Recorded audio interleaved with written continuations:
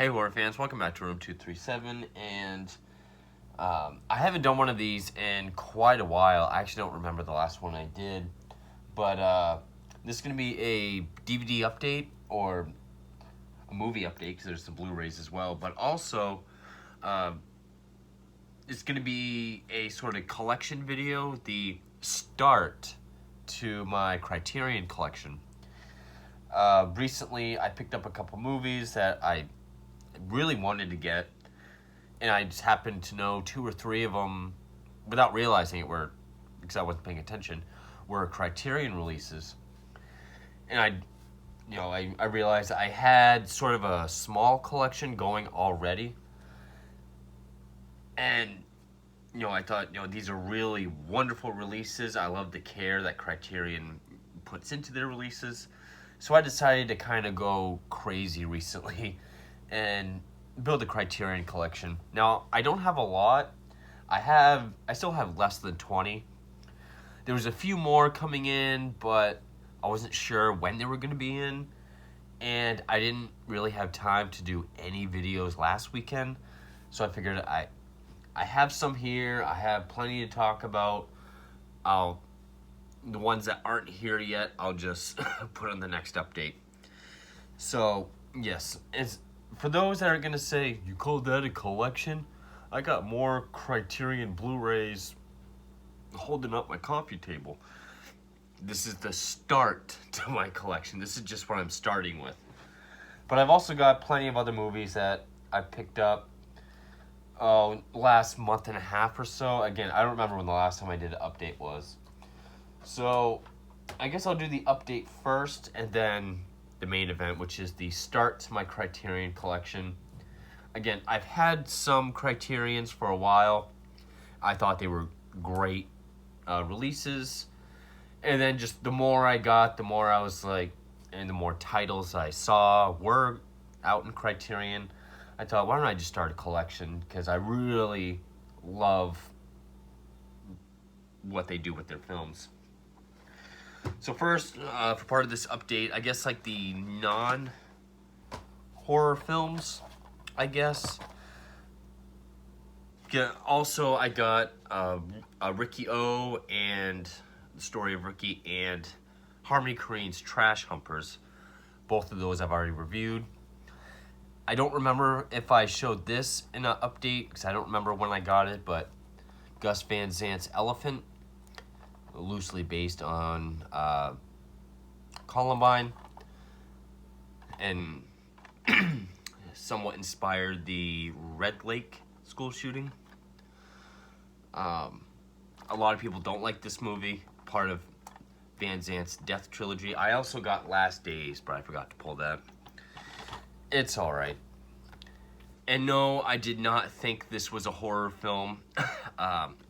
I was really intrigued by the cinematography, the same aspect ratio that was used for The Lighthouse, and it just seemed really interesting. That is a ghost story. I haven't got around to watching this yet. I mean, I've been really swamped with time, but when I see this, I will give this a review. I had the feeling this is going to be a lot like Parasite. I think there's going to be a lot of people hating this movie, only because they expected some sort of horror film, and that's not what it is. I know there was several people I talked to that hated Parasite and turned it off because it wasn't a horror film. That's on them, but... And then I picked this up because it was like $3. I used to have it, and I don't remember what happened to it, but I remember really liking it. Gods and Monsters. Story about James Whale and his time of making his Universal monster films, Frankenstein, Bride of Frankenstein, and The Invisible Man. Well, actually, it's about him being retired, but it's been a long time since I've seen this, but James Whale is one of my favorite directors. Favorite director from that era, so of course I picked it up. And then this I showed in my recent video of horror documentary updates. Leap of Faith, documentary on the making of The Exorcist. Okay, now what the people really want to see. Horror movie updates that I got recently. I saw this was out and I was surprised that my store could actually get it, but uncut Serbian film. I already had a Serbian film. There's a copy I got off iOffer that doesn't even work. I bought another one that's sort of like in the brown satchel slipcase and then like the bloody camera lens.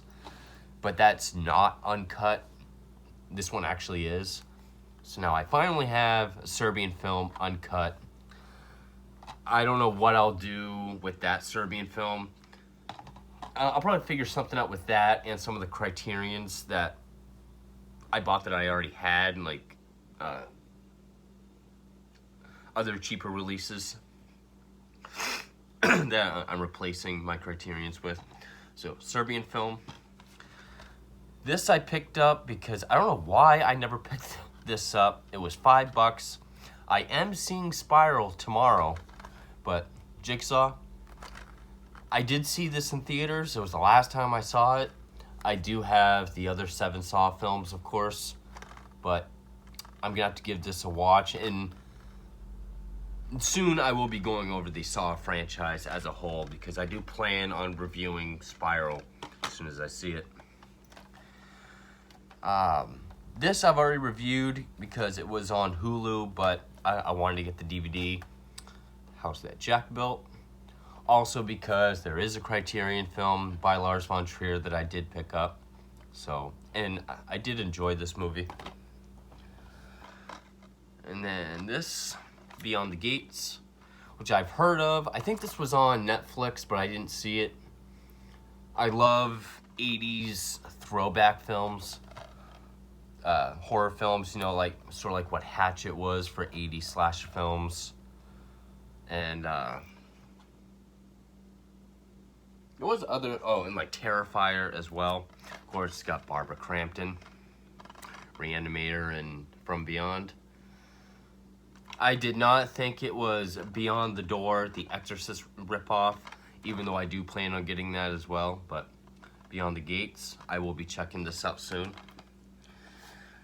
And then this I picked up because this was one of the Criterions, or there is a Criterion, but it's one of the ones that my store can't get, like it's out of print or it's unavailable. It's a movie I've always wanted to see, and it's the Donald Sutherland film, Don't Look Now. Horror, thriller. It gets listed as like a noir thriller, not really a slasher, not really like Dressed to Kill, but Don't Look Now.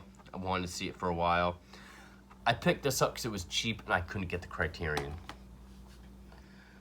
Alright, and horror Blu-rays, because this just came out recently.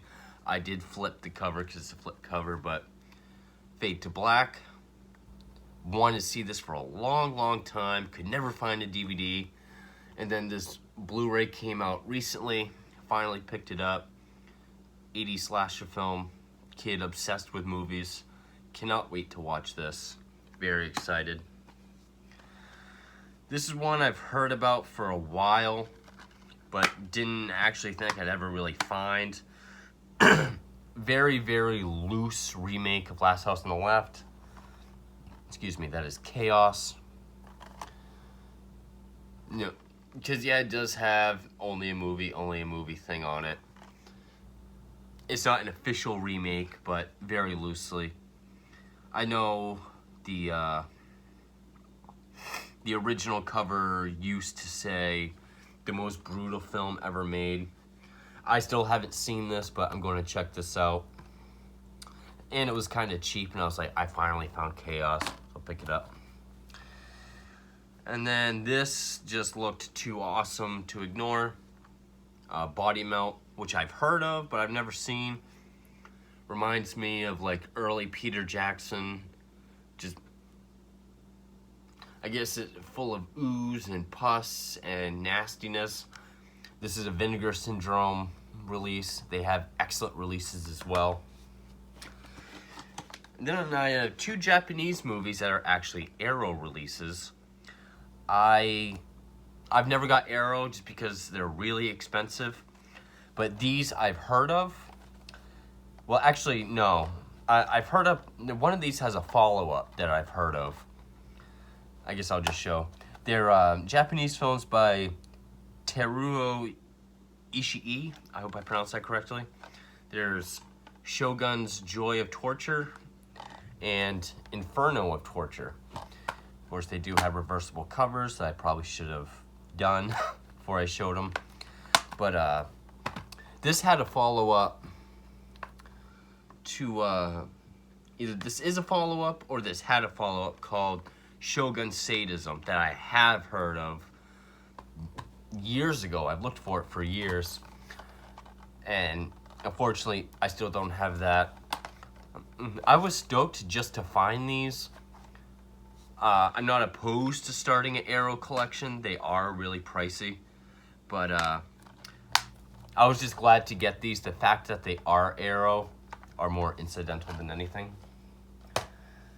And then the last few before I get to Criterion are some Italian films I picked up.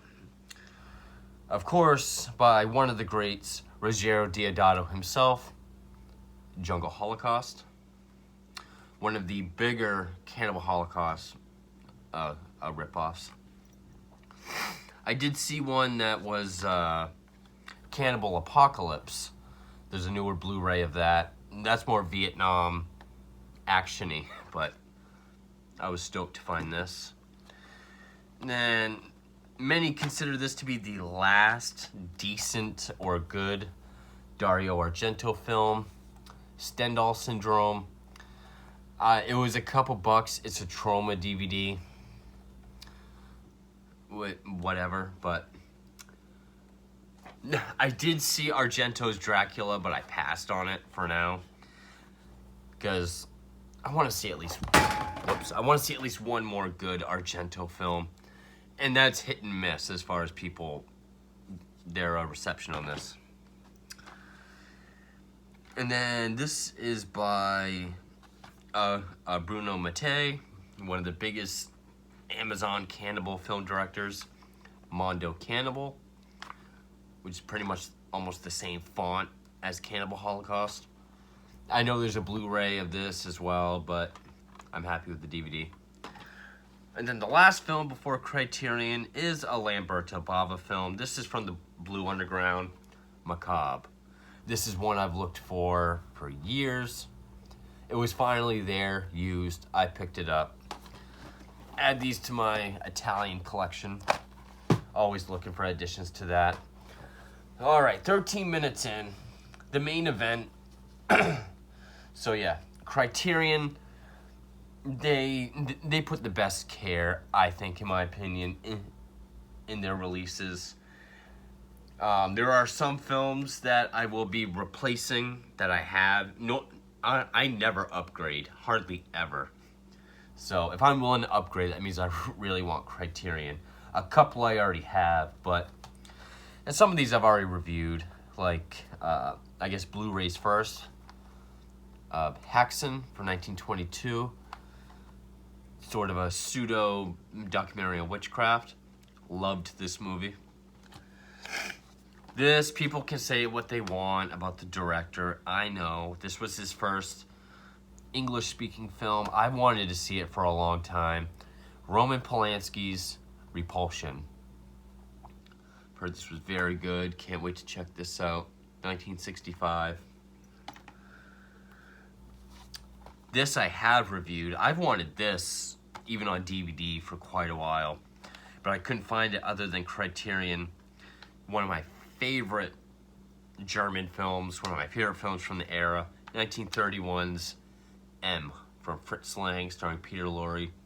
Excellent, excellent movie. I love M. Definitely deserves to be on Criterion.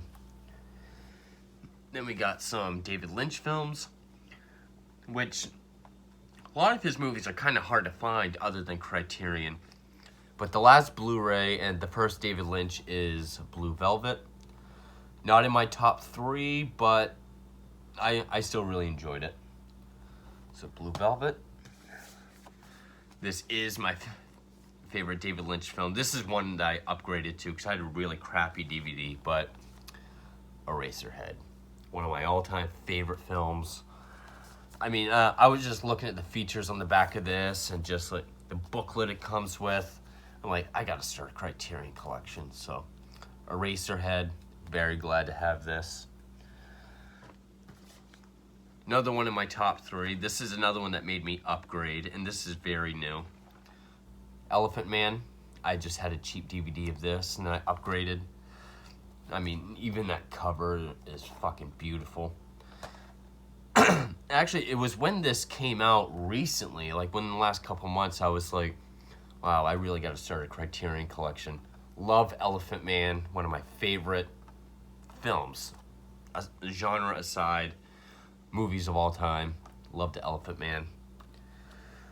And then the last David Lynch film I have, and this would probably be the third in my top 3, Mulholland Drive. I saw this on Netflix years ago. Always wanted a DVD. This is like a really big 2-disc. Comes with a thick book too. Couldn't find a DVD for the longest time. Then finally the Criterion was available. I was like, I gotta get the Criterion. I'm really excited to review some of Lynch's films because ones like this and Blue Velvet, they're pretty much internet troll proof because purposely ambiguous. David Lynch purposely gives no answer as to what they're about or what they mean. He wants people to come up with whatever they take away from it.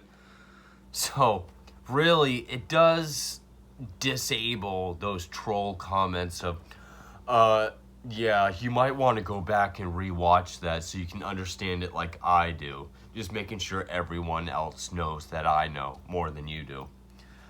Thank you, David Lynch. Not all heroes wear capes, but so that's David Lynch. And then this one I've already reviewed, Parasite. I actually watched this on Hulu and then went out and bought it before I did my review. And like I said, Joker is probably my favorite film of 2019, but I think this is the best. Loved Parasite. And then, I guess before I get into my other horror ones, of course, The Irishman. Excellent, excellent movie. Scorsese's return to 90s gangster Scorsese. Like, return to Goodfellas, Casino type Scorsese, which is my favorite Scorsese. Love The Irishman. And then, for horror films, we have Lars von Trier's Antichrist, which I did watch. I'm going to watch it again before I review it. I did like it. It's definitely a required taste. But I did like Antichrist. I tried watching it years ago on Netflix when it was on Netflix. But that was back when I wasn't in the best state of mind. I was like, I gotta watch something that's a bit more straight across. This is a Dutch film I've wanted to see for a number of years and couldn't find anywhere. Then finally the Criterion was available. That is The Vanishing, which I recently watched. Excellent movie. I loved it. I've actually known about the ending since Bravo's 100 Scariest Movie Moments. That was what made me want to see it so bad. It's still terrifying. Loved The Vanishing. This one I've also reviewed, and that is Sallow, the 120 Days of Sodom. Out of all the extreme, twisted, disturbing, gross-out films, I will say this is the one that is the most truly disturbing that isn't just shock value. Like, it's earned, and it has the artistic merit of looking like a very well-made film. I actually really enjoyed this. Content aside, I did enjoy it. Very Kubrick-type shots. And Criterion is the only way to see this film, too, by the way. And I am not a transfer quality snob either.